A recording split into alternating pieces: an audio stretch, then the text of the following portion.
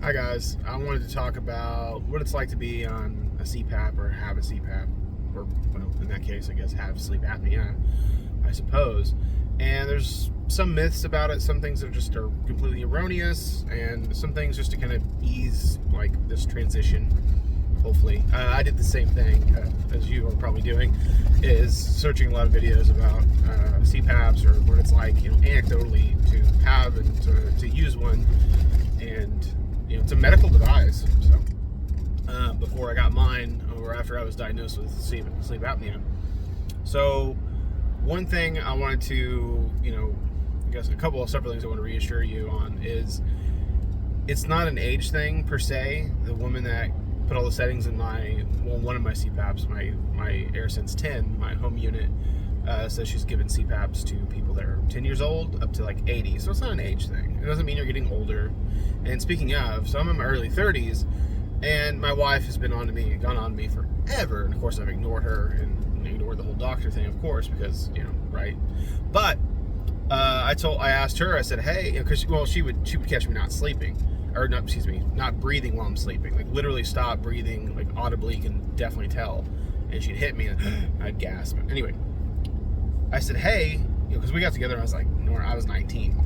I've been together for a long time. I said, hey, when I was 19, I did this, right? Before the kids and, skinny then and all that. She said, yeah. I'm like, well, it's not even a fat thing, I'm not saying weight can't be, part of it. I'm not saying that at all, but, it isn't necessarily an overweight thing or an old thing. It's just, there's many reasons, to have it. Even Joe Rogan has it, and he's super fit. He's also 57, but he's also in incredible shape.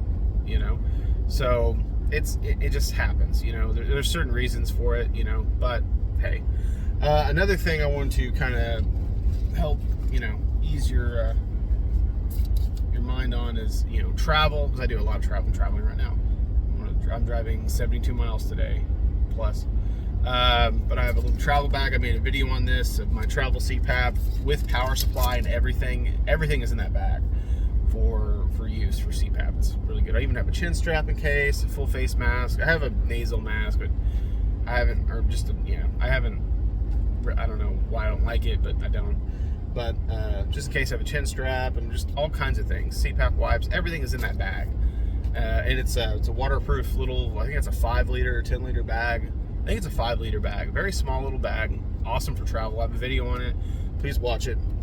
I added this tag I found on eBay saying it's a medical device and it doesn't count as a carry-on if you ever go on a plane. I don't go on planes very often, but it says that on here. It's kind of nice. And I like that. And it has on the back of it, it has my my name and my address and my phone number. Because the Z2 that's in this, the travel CPAP, which there's several, the Z2 I think is a really good unit. For one, it has a screen and you can just program it from the screen after you know how to unlock it. And the AirSense Mini, you can't do that. There's no screen.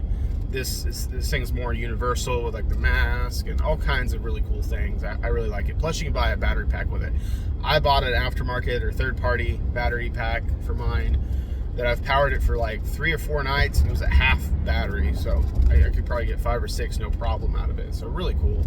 Then I used that same battery from AirSense 10 one time when the power went out. So you can go camping, you can do anything you want to do, but you can get it all packed down in a little 5-liter bag, and you just have to add that to whatever the heck you're traveling with. And like I said, if you're on an airplane, it doesn't even count as a carry-on. You can have your carry-on, you can have that, and then any other luggage. It doesn't matter.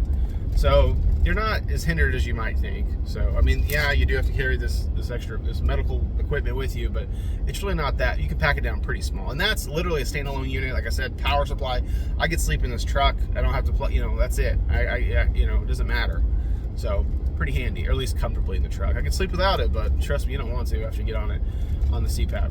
So for me, the transition period, it was actually very easy. I'm a welder. I'm used to like having a welding hood in front of me. I wear a respirator, especially welding on galvanized, stuff like that. I didn't really have a problem transitioning to use it. Like the first night was weird. I didn't wear it the whole night. I only wore it like 3 or 4 hours. Your machine will tell you. If you have a AirSense 10, 11, one of the big machines. But after that, it just got easier and easier. I don't know. It only took like a night or two, really, maybe 2 nights to really kind of used to it or whatever, it wasn't a big deal. And then you feel so much better, so less fatigue, so more energized, less brain fog kind of feeling. It's really truly worth it, I promise you. There's a lot of people that try and say they can't stand it. You can try the ramp setting. I don't like the ramp setting. I like hitting the button right there. I can breathe, it feels good. And if you're a little stuffy or whatever, congested, you can breathe even easier, once you turn it on. It's kind of nice. I like that. And then if it's heated hose. I have a heated hose, and I'm using a humidifier on the large one. Another thing too, like words come to you a little easier. You're just a little sharper mentally. It's a good thing. It can promote weight loss and all kinds of things. If you're a dude, it'll help your testosterone go up a little bit. All kinds of really positive things. You got to be able to sleep good. You just have to. So you just got to. And then you can get an app usually for the large, the machines, and you can connect that. And it's kind of cool. Keep track of how many hours you sleep and everything. It's kind of nice. Travel unit, no, doesn't have that.